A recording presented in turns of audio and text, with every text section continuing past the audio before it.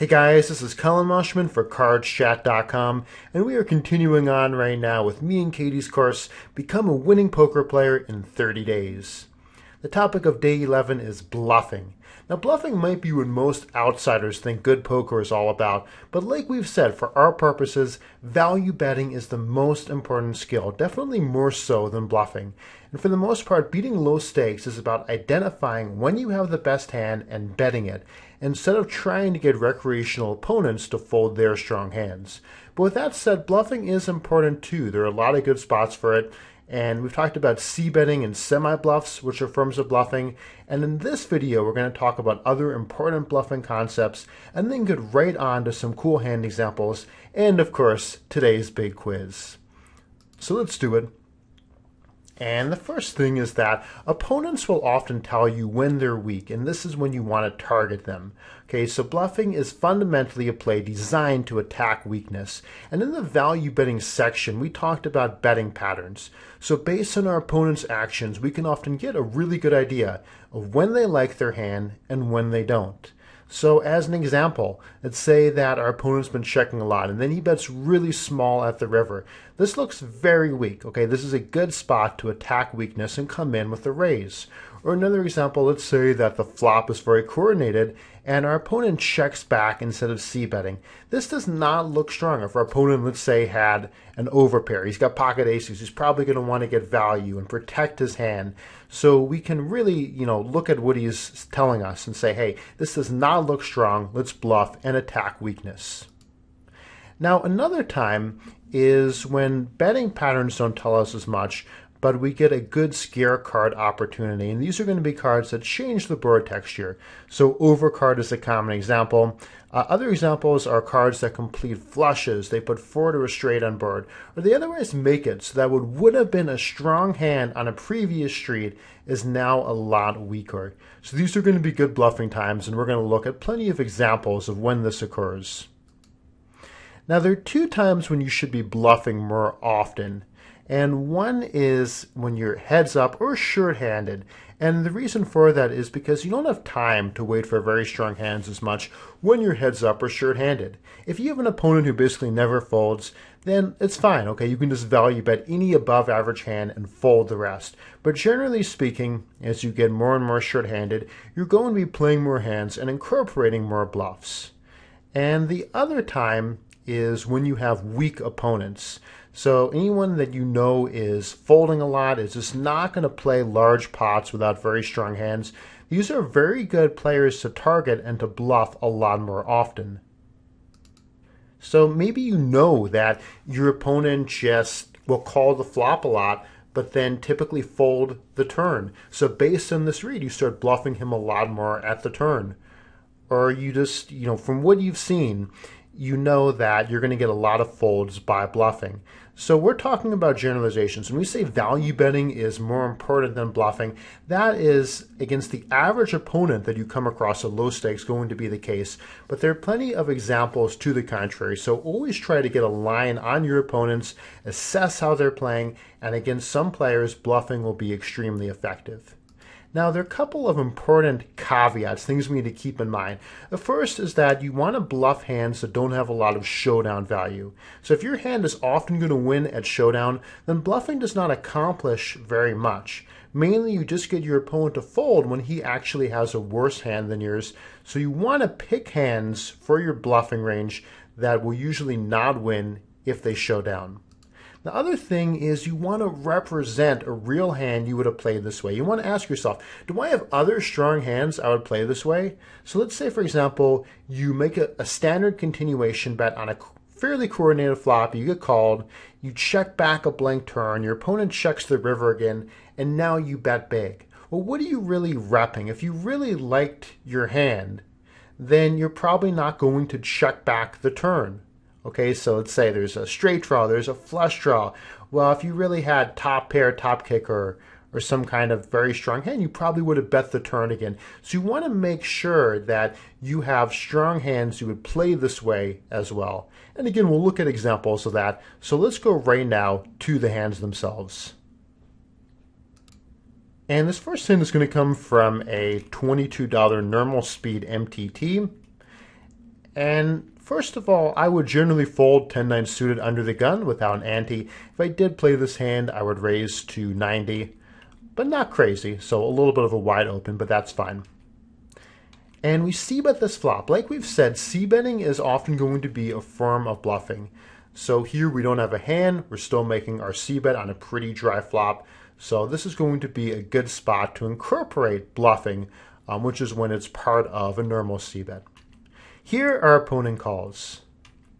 And this is the scare card. So this is the classic bluffing spot of a scare card has come. So let's talk about the kind of hand that we're going to look to get to fold. We see here it puts in another bet here. So let's say that our opponent has a low or mid pocket pair. This is going to be a very common hand for him to have. He called pre-flop, he now calls the flop. So this is very consistent with, let's say, a hand like pocket fives, pocket sevens. And if he has one of those hands, he's probably going to fold facing another overcard. So that's one example of the kind of hand that we're targeting when we bluff the turn here. Now our opponent calls, and what he's saying is, you know what, I actually do like my hand. And we should take that into account. There's a chance that we could get him to fold some kind of hand like king, queen, or some random ace if we fire again. But this river does not change the board texture, and without a read, we should tend to give up here, which is what hero does. And our opponent will win with this ace-4 offsuit. So hero plays well in that first hand, besides maybe a slightly light pre-flop open, but otherwise looks pretty strong. And now let's look at another MTT spot when an opponent raises on the button. My preference here would be to re-raise in the small blind with the ace-10 offsuit. That's a concept we'll talk about more to come. But hero elects to call, and we'll take a flop. So the question here is this a good bluff at the turn? And the answer here is that I'm not a huge fan of this bluff because the main reason is one of the bluffing caveats we talked about, which is tend not to pick hands that have good showdown value. So here, this hand has reasonable showdown value. If our opponent has a better hand than this, there's a good chance that he is not going to fold. Okay, so let's say that our opponent has a 5 or an 8, or possibly even a hand like ace-queen. It's going to be difficult to get him to fold. So a lot of the time when he folds, it's going to be a worse hand that folds. So this is a fine spot to bluff, but I would not pick this particular hand because to me it has too much showdown value. And let's just take a look at how this plays out. And sure enough, our opponent had bottom pair, so his flop check back doesn't make a lot of sense. If I were him, I definitely would have c-bet the flop. But he has a slightly better hand than ours at the turn, and he doesn't fold it. Now here's a slightly more subtle example, a little more complexity in this one.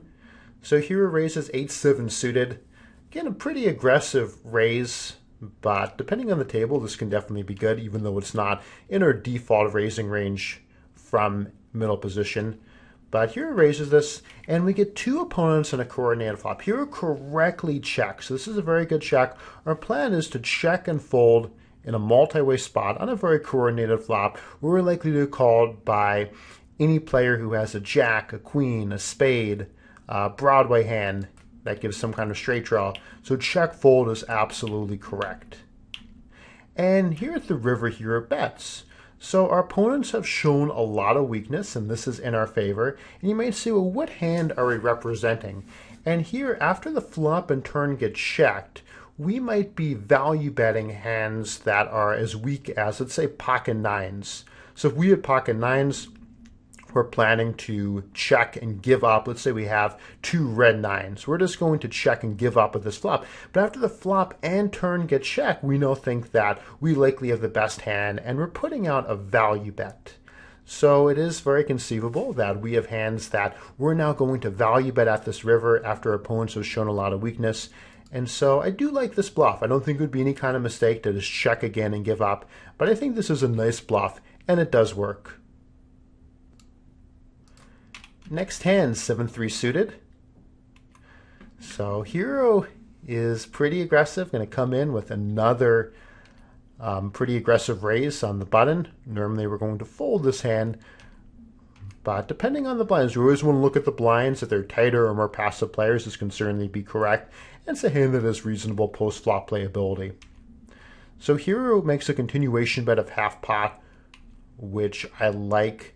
This is a fairly coordinated flop, but it's not super coordinated. So for example, if it were king 10-9, I would probably just check back. And king 10-8, I think we can just get away with our c-bet here, and this is a pretty reasonable play. Now, something very important happens when we check back the turn. When we check back the turn, we no longer have any very strong hands in our range. So if we had a king or a 10, we would continue to bet here. We would not give our opponent a free card. So this is going to make it so that our range is a lot weaker. And for that reason, I'm not a big fan of this river bluff, because it's difficult for us to represent a big hand after we've checked back this turn. And a lot of players are going to be able to sort of sniff that out and say, hey, you know what? This line isn't quite adding up to me. So this is a very good hand to pick. We don't have any showdown value, but I would still usually give up here because of the fact that we've checked back the turn and our hand does not look very strong. It's difficult for us to represent much. So with that said, this bluff does work, but I would usually be checking back as played in this spot. We have king queen offsuit on the button. We make a pretty standard raise, and only the big blind is going to call, so we'll take a flop. Here it makes this continuation bet, looks good. We get called. So at this turn card, this doesn't change the board texture. So pretty much if our opponent liked his hand at the flop, he's usually going to still like it at the turn. If he's got any one pair hand, he's probably going to stick around. If he has a straight draw, he's either got in there or he still has a straight draw. So that doesn't mean that bluffing here is incorrect. What it means is that bluffing here should not be our default play. Our default play should be to check back. In order to bluff, we would want to know something about this player. We'd want to know that he's often calling flop and then folding turn, or doesn't like to play a big pot without a very strong hand. So if we have that read, betting here is great, and otherwise I would check back. So what should we do at the river? Well, there aren't too many hands containing a 5 we're going to play this way. It's going to be difficult to represent all that much. If our opponent had any kind of draw, it's for the most part got in there besides 9-8.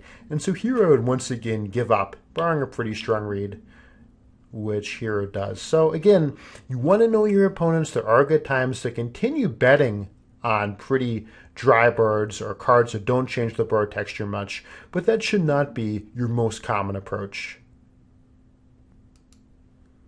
Next hand, we're going to look at queen 9 offsuit in the big blind. We get a free flop, always nice. And we check here. We do have a little bit of showdown value. Occasionally our opponent's going to have some kind of hand like 10-8 that he's displaying very passively.